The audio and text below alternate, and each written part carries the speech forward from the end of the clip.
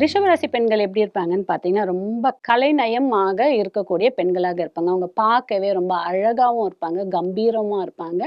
அடக்கி ஆளக்கூடிய திறமையும் அவங்களுக்கு ஜாஸ்தி இருக்கும். எல்லாரையும் அரவணைச்சு, அன்பா, பாசமா இருக்கக்கூடிய தன்மையாவும் இருக்கும். ரொம்ப ஸ்வீட்டா பேசக்கூடிய தன்மையாவும் இருப்பாங்க இந்த ரிஷபராசிக்காரங்க. ஆனா, அவங்க எல்லாரையுமே நம்பி ஏமாறக்கூடிய தன்மையாவும் இந்த ரிஷபராசி பெண்கள் இருப்பாங்க. அதனால அவங்க எப்பயுமே யார்கிட்டயுமே ஒரு நம்பிக்கை வைக்கும்போது, அந்த நம்பிக்கையில ஒரு கவனம் கண்டிப்பா இருக்கணும். இவங்க நமக்கானவங்களா, நமக்கு ஏத்தவங்களா அப்படின்ற ஒரு எண்ணத்தோட அவங்க இருக்கும்போது, கண்டிப்பா அவங்க வாழ்க்கை ரொம்ப நல்லாவே இருக்கும். ரொம்ப பிரகாசமாவும் இருக்கும். அவங்க எந்த தொழில் சார்ந்து இருக்கலாம் அப்படின்னு பார்த்தீங்கன்னா, கலைத்துறை சார்ந்து இருக்கலாம். கலை ரிலேட்டடா இருக்கக்கூடிய இந்த ஓவியம், அப்புறம் வந்து நடிப்பு, நடனம், டான்ஸு, குக்கிங்கு, அப்புறமா வந்து இந்த கைத்தொழிலே பார்த்தீங்கன்னா, beautician, hair stylist, makeup artist இதெல்லாம் அவங்களுக்கு ரொம்ப சூப்பரா வரும். சொல்லியும் சொல்லாமயே வரக்கூடிய ராசியாக இந்த ரிஷபராசிக்காரங்க இருக்காங்க. ரிஷபராசிக்கு மட்டும் ஒரு பெரிய பிளஸ் இருக்கு. என்னன்னு தெரியுங்களா? ரிஷபராசி பெண்கள நீங்க ஒரு வேலை பண்றீங்க. கல்யாணம் ஆகட்டும், வீடு ஃபங்ஷன் போறதாகட்டும், ஏதாவது ஒரு முக்கியமான சுபத்துக்கு போறீங்கன்னு வச்சுக்கோங்களேன்.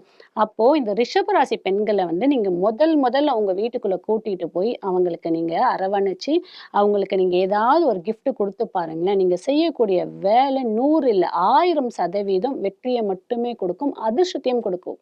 ஏன் அப்படின்னா ரிஷபராசி ரிஷபம் அப்படின்னாலே மாடு. மாடுன்னா என்ன?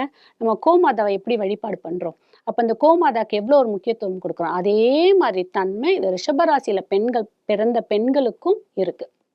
அப்போ ரிஷபராசி பெண்கள் ரொம்ப அதிர்ஷ்டம் சாய்ந்த பெண்களாகவும் இருப்பாங்க. அதிர்ஷ்டம் நிறைந்த பெண்களாவும் இருப்பாங்க. அப்போ இந்த ரிஷபராசி பெண்கள ரொம்ப நம்ம வந்து பக்கத்திலேயே கூட வச்சுட்டு இருக்கோமோ, நம்மளுடைய வாழ்க்கை தரமும் மேல மேல உயரும்ன்றது சொல்லப்படுது, நம்பவும் படுது. ரிஷபராசி பெண்கள் எதெல்லாம் விரும்பி சாப்பிடுவாங்கன்னு பார்த்தீங்கன்னா, இனிப்பு சார்ந்த விஷயத்த விரும்பி சாப்பிடுவாங்க. ரொம்ப ரிச்சான ஃபுட்ட விரும்புவாங்க. அவங்க வந்து இந்த கேஷுவலா வந்து சாப்பாடு, சாம்பார், ரசம், தயிர் சாதம் அந்த மாரிலாம் சாப்பிட மாட்டாங்க.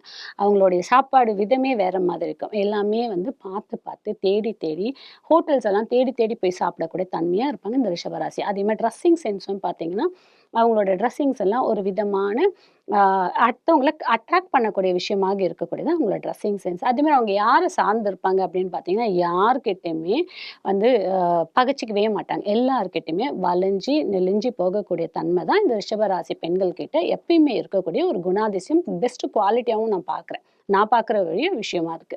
அதே மாதிரி இந்த ரிஷபராசி பெண்கள் யார சார்ந்தே வாழ்வாங்கன்னு பார்த்தீங்கன்னா, எல்லாரையும் சார்ந்தே தான் வாழ்வாங்க. அவங்க யாரையுமே பகச்சுக்கவும் மாட்டாங்க, யாரையும் எதிர்த்துக்கவும் மாட்டாங்க. எல்லாரோடையும் இணக்கமா வாழணும்னு நினைக்கக்கூடிய ஆள் யாருன்னா, இந்த ரிஷபராசி பெண்கள். குடும்பத்த ஒன்று சேர்க்கக்கூடிய முதல் ஆளா யார் இருப்பாங்கன்னா, இந்த ரிஷபராசி பெண்களாக தான் இருப்பாங்க. அதனால இந்த ரிஷபராசி பெண்கள் இன்னும் அவங்க வாழ்க்கை தரத்தை உயர்த்துக்கணும் அப்படின்னு பார்த்தீங்க அப்படின்னா, அவங்க மகாலட்சுமி வழிபாட எப்பயுமே ரெகுலரா எடுத்துட்டு வரும்போது, இன்னும் அவங்களுக்கு அவங்க இருக்கக்கூடிய இடமாகட்டும், அவங்க செல்லக்கூடிய இடமாக இருக்கட்டும், எப்பயுமே செல்வ வளத்தோடு இருக்கும்ன்றத சொல்லிக்கிறேன் நான்.